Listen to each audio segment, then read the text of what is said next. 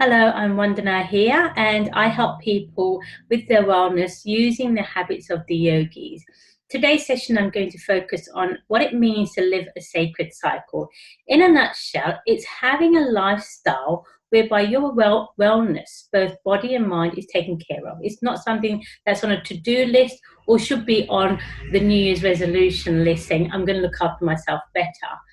Each year we can escalate our being or our well-being to another level. So by the end of the year, we shouldn't be depleted and tired. And if we are, we're living in a messy cycle. So let's jump into a PowerPoint presentation that I prepared, and that will help you understand the difference between a messy and a sacred cycle. What does it bring to us? And I find this particular presentation quite interesting because it really helps people understand where they want to go and what they need to do for the year coming ahead. So moving into a sacred cycle is everyone's ambition. And when you're living into a sacred cycle, you will be feeling more, the goal is to feel wholeness. Just be happy with who you are, where you are. And the energy to give fully. So sometimes when we're depleted, we kind of don't know how to be fully available to all the things that get thrown at us. And you'll see some people that can just rise above because they have the vitality, they have a lifestyle that supports them. And when you're at that level, you have a different measurement of life. You measure things differently. There is no judgment on how people behave because the measurement criteria, i.e. the way you see things, are very different. So this comes from the aspect of being whole. There is also whereby you're confident to have your own voice. And that's not about displaying and being martyr and saying, right, this is it. No, it's about saying things very with a sense of determination or sense of being in yourself, saying this is how it is. So you're aligning yourself to an element of truth, which cannot be really questioned because you're coming from a place of truth. When you're looking at that, you actually end up a win-win situation because everybody will sit there and think, yeah, well, that is the truthfulness. You can't argue with a deep level of truth, not your truth from here or one that is rationalized. It's just inherent truth. When you're in this win-win situation, this harmony, it doesn't matter where anybody else might be, you kind of start to bring them into this harmonious way of being. So in this way as well, once again, you tap into an intuition, and that intuition allows you to really have measured risk of what you're going to do and what you're not going to do. So this is a beautiful way to live. This is how the yogis live. And there are little things that you do daily. And what it does, it starts to imprint a neural pathway. If you're not living in a particular way where this is coming through for you on a daily basis and year by year you feel better and better, then you're in what we call a messy cycle. So a messy cycle really starts with unable to manage stress. So the wholeness aspect is questioned. When we bump into things and have little accidents, we think, oh, I'm just accident prone or things like that. Well, that's not right. Okay, you're depleted and the integrity of body and mind is split, and that's why you bump into things because you're not present here. You forget where you put things, and you search around because that, once again, that integrity is questioned. And this is where that memory and the concentration level of being aware and focus is once again broken down. When you're at that level, you can't feel the sense of confidence, the real deep sense of being in yourself. That self-esteem is depleted.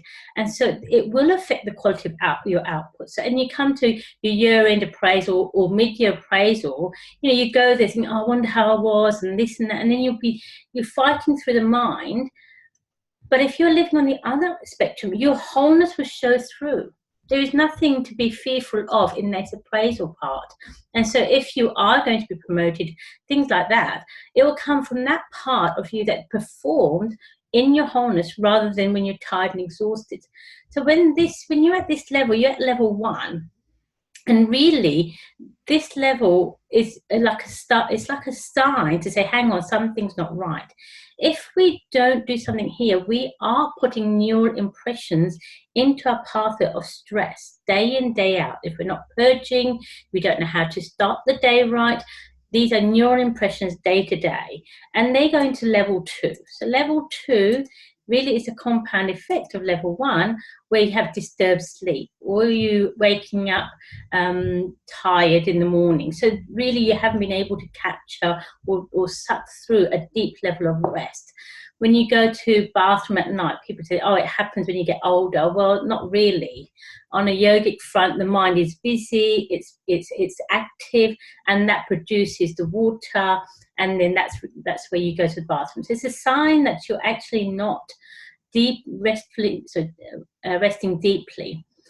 When those things start, automatically the tummy gets upset, and you have this bloating, gas, indigestion, irritable bowel, and we have a lot of these common, digestive concerns. You're at level 2. Okay, we can't mess around here. I've put down feeling thirsty, dry skin, and coating on the tongue. These are Ayurvedic signs saying, hang on, let's get going, we've got to do something here. And breathing patterns, when you're sighing, when you're yawning, when you're waking up early and you're having that midday crash, you're at level 2. It's a messy cycle, and this only continues to compound. So we're talking about compound effect. You've got to look at this side of the equation like you look like a bank account. Okay, this is you're in debt, and all you're doing is adding interest onto that debt and getting worse. Okay, so when you're compounding it, you will come to bigger conditions that becomes hard to manage. Between level 2 and level 3, you are on medication, and that's the only way that you know how to manage. And don't think medication, you're there and it's supporting you and you're done, because the body will continue having this compound effect, and you're going to have to continue increasing your medication. So you'll go from one condition to another. So for example, you could start with inflammatory condition, and what do you know? You've got immune issues. So you've got rheumatoid arthritis with that inflammation. So you now got 2 things to deal with. So look at this level 3 saying, you don't want to be going there. And if you are, then, let's backtrack or put you on the sacred cycle.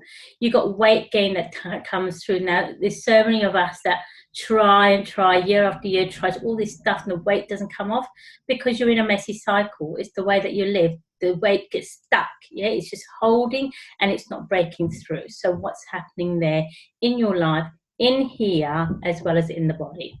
We have anxiety, depression. We know this because it's almost like an epidemic. We have chronic fatigue, lots of autoimmune issues, and cardiovascular. So in your 2019, decide if this is how you want to live. This is what I call a messy cycle. Now, with a messy cycle, there's only compound effect. Whilst what I'm saying is, if you want to, you can move to a sacred cycle. This is based on my own personal journey of the last 4 or 5 years. I've gone from having a heart attack to taking the medication, doing the work, coming off medication, at the end of the year still having vitality, still having the glowing skin, and not getting caught up with people's drama and letting that drama happen outside of me, but not letting it affect my drama here. So what does a sacred cycle look like? Well, we prioritize our growth. We want to take incremental steps on these yogic habits that I talk about. Then you're going to gain this momentum, right? There's something within the energy field that changes in the body. It breaks through all of those level 1, 2, and 3. And then you create this new identity that you didn't realize existed, right? Because you've had years of just being mediocre. And then you're feeling vitality. Now, this is why I go back to India each year. I am constantly going up a level, right? So there's no such thing in my mind that as you get older, things will just kind of break down. Well, no, as you get older, the body can get smarter. I can become more clear, and I am more clear. I'm very decisive as well. I have a greater level of discrimination of what I want, what I don't want. And I can tell very quickly what to eat, what not to eat, how to kill things through, and the social aspect as well. Where am I going to be? What do I want? And that comes from a level of not being depleted, but being fully available for others. So this is a sacred cycle. Now, if you're interested, give me a call for our January intake. I only have 4 spaces left. Start moving to a sacred cycle. Join me on a journey and let's get you there. Thanks for tuning in. Wishing you and your family a great Christmas and a fabulous start to the new year. My blessings to you as always.